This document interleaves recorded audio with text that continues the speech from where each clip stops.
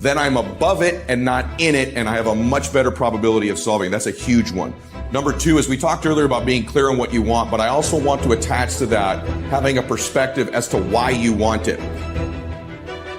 This is the opportunity. Be greater than your fears.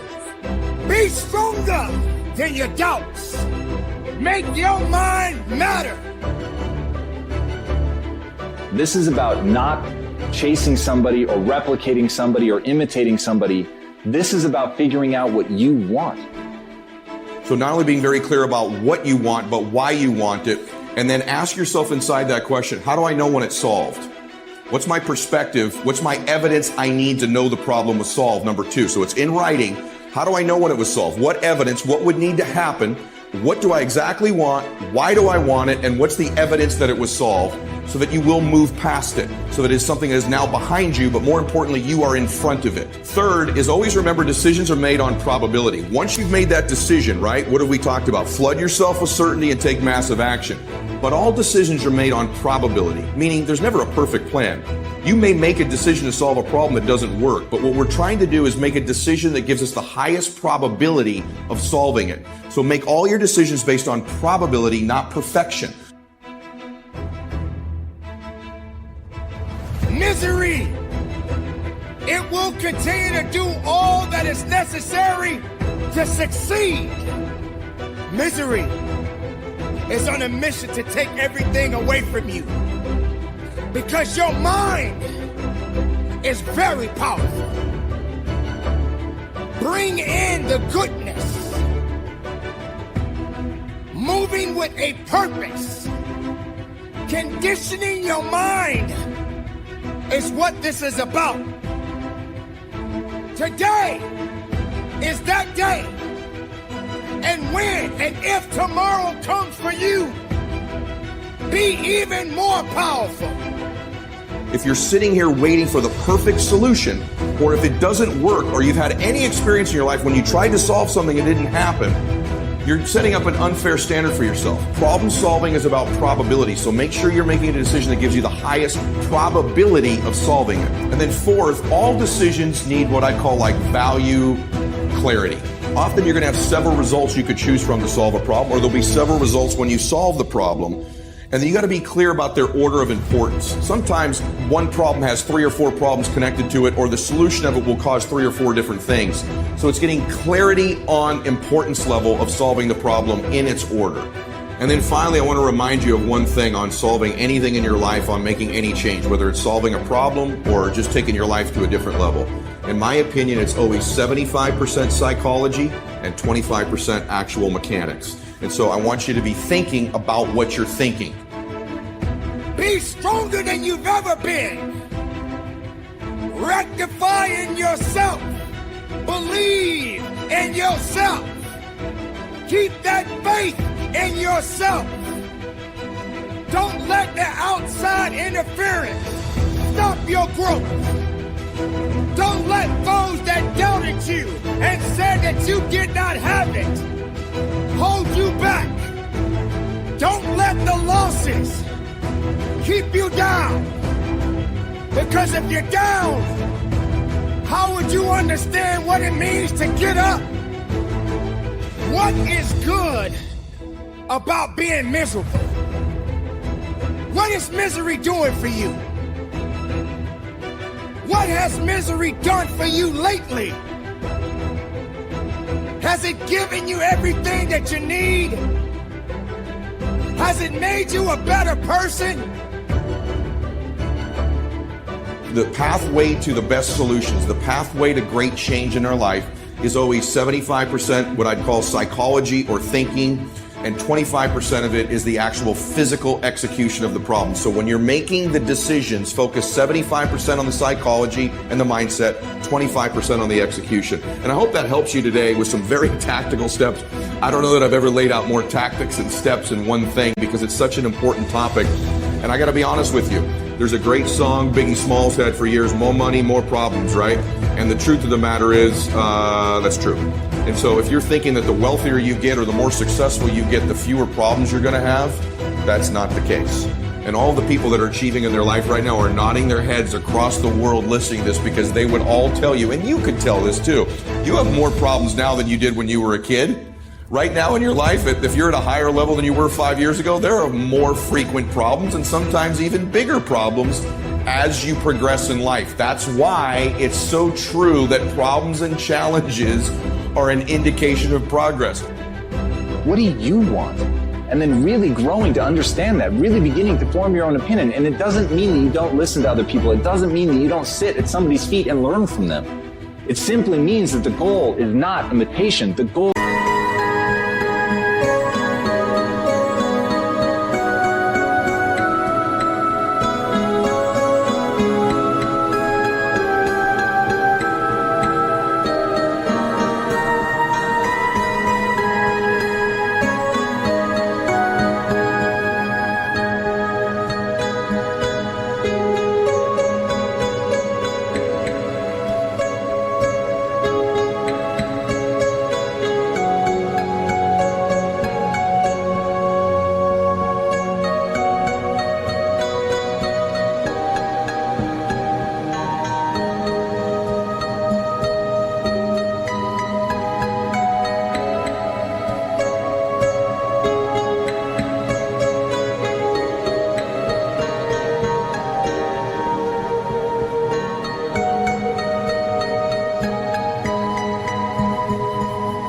is understanding.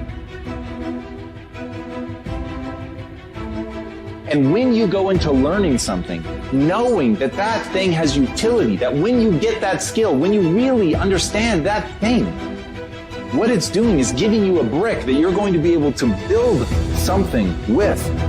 But remember, the goal is the building. The goal is to create something that didn't exist before. And the only way to do that is to actually understand what you're doing. Mimicking the motions of somebody else will not allow you to create something that has never been before. It will not allow you to bring something into the world that has never before been seen. It will only allow you to replicate. Read again. Still not getting it. Read again. But if you're not getting it, write it out. And that's how I started learning. Okay, well, I gotta write out everything I do. And then write it out again. And write it out again. And guess what happened? I got it. I can't swim. I'm negative buoyant. Go back again. Can't swim. Go back again. Go back again. Go back again. I got it. I realize if I keep going back and going back and going back until the just becomes, your mind will say, okay, we're going to figure it out, because he is not going to stop.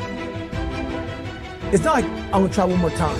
No, it's just like alarm clock goes off, we're going back. I can't read right, we're going back.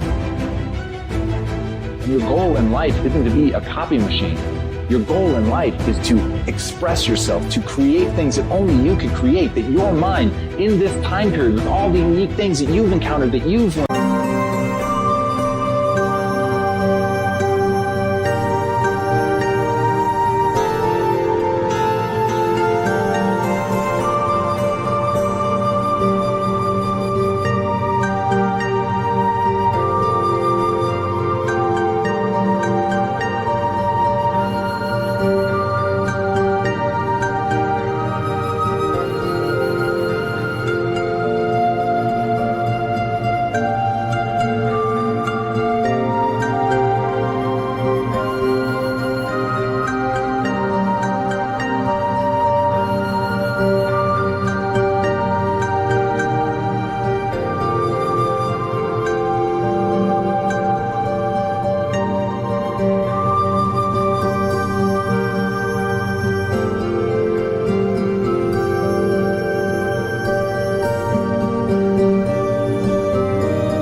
The connections that you make, the way that you bring things together, that's never ever going to exist again. It's all you uniquely.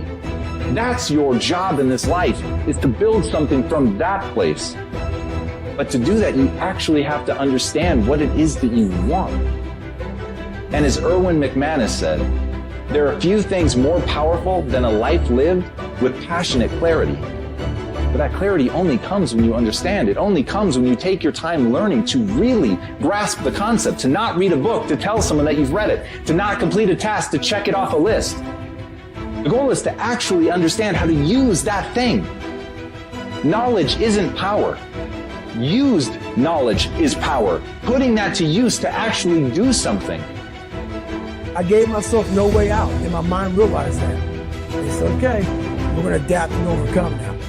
Like when I say trying hard. Your mind knows, man. It knows this guy's lying. There's no truth behind it. When I was in the Navy SEAL training, people go, how were you there for 18 months? The program was only 6 months long. You were in 3 helmets in 1 year. No one's ever done that. How did you do that? I told myself after the first time, I knew it was going to be a long journey there. My body was breaking down. It was just how it was going on. I said, you know what? This is my new norm. So my mind said, it's like going to work. Like you go to work, you put your suit and tie on. I go into suffering every day. Every day suffering, being broken, duct taping my feet up, stress fractures, shin splints, being broken.